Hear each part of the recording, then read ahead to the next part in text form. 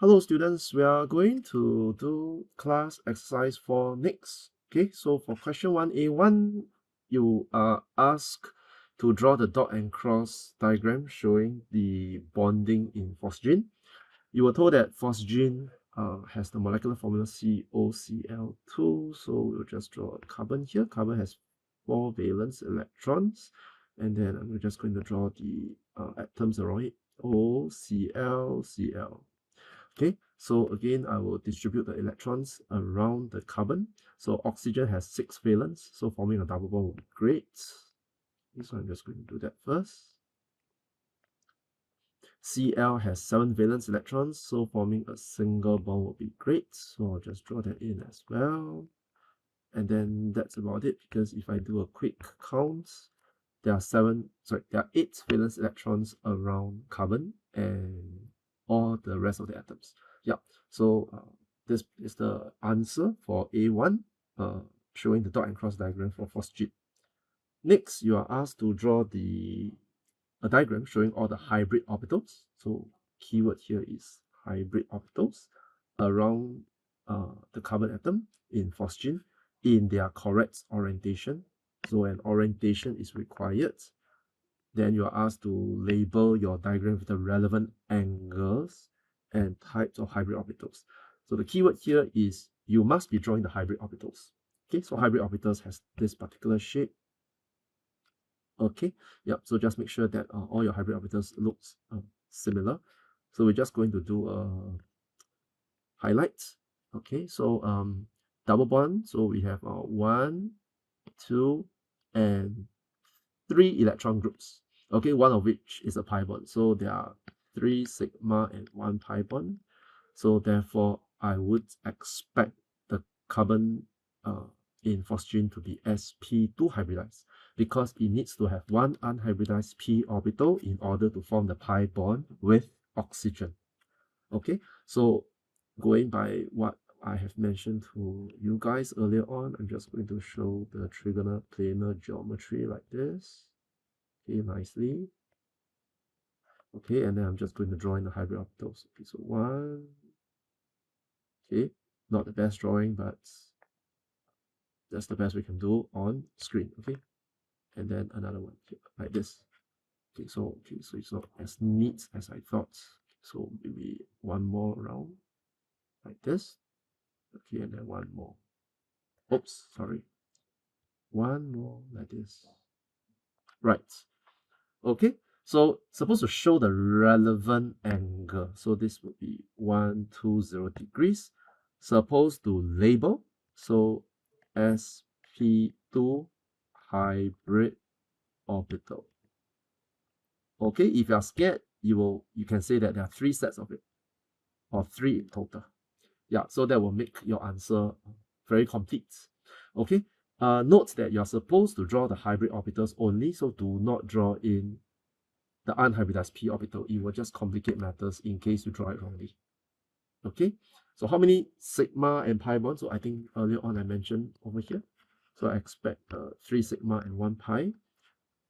You are required to draw a labeled diagram to show how the orbitals overlap to form the pi bond in phosgene. Okay, so you might want to think about the orientation. So the simplest one is really along the x-axis, if you want. Okay, so I'm just going to draw them side by side. Okay, color code them. So one of the p orbital will look like this.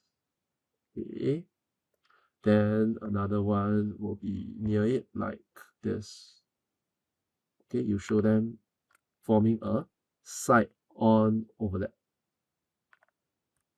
Okay, so this is a side-on overlap, and you might want to just label the side-on overlap region. So this is the region for the side-on overlap. Okay, if you want, you can shade it, highlight it. Okay, so that will make it clear. Okay, so just like this.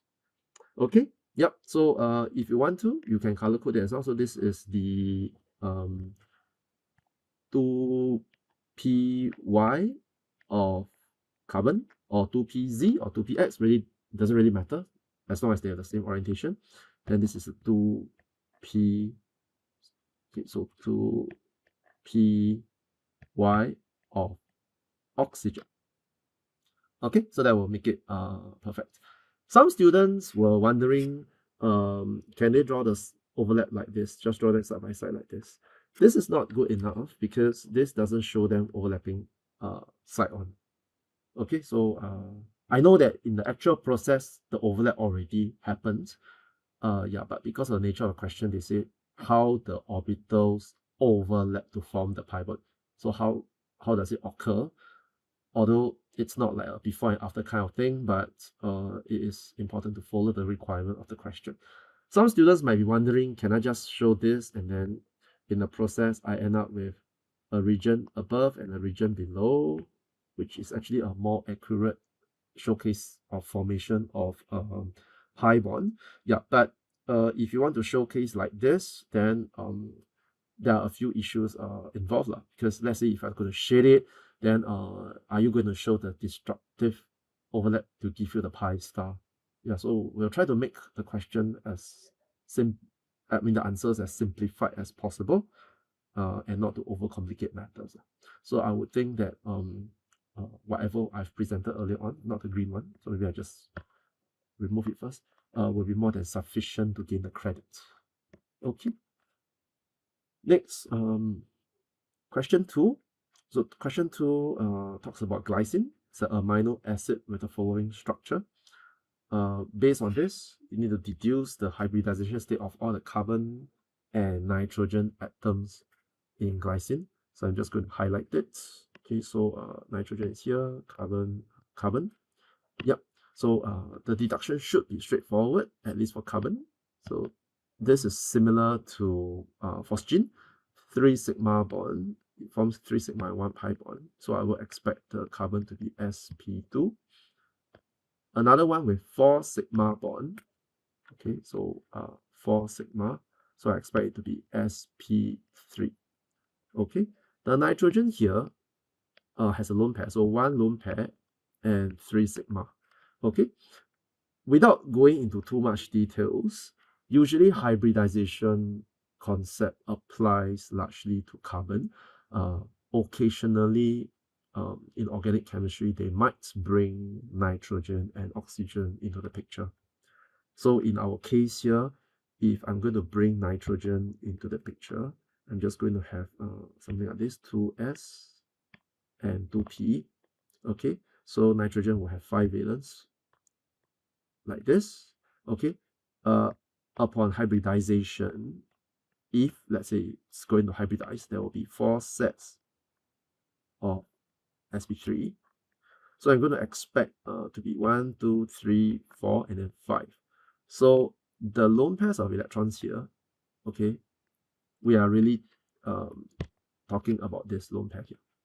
Okay, the remaining 3 single electrons are being used to form the sigma bond with the 2 H's and the carbon.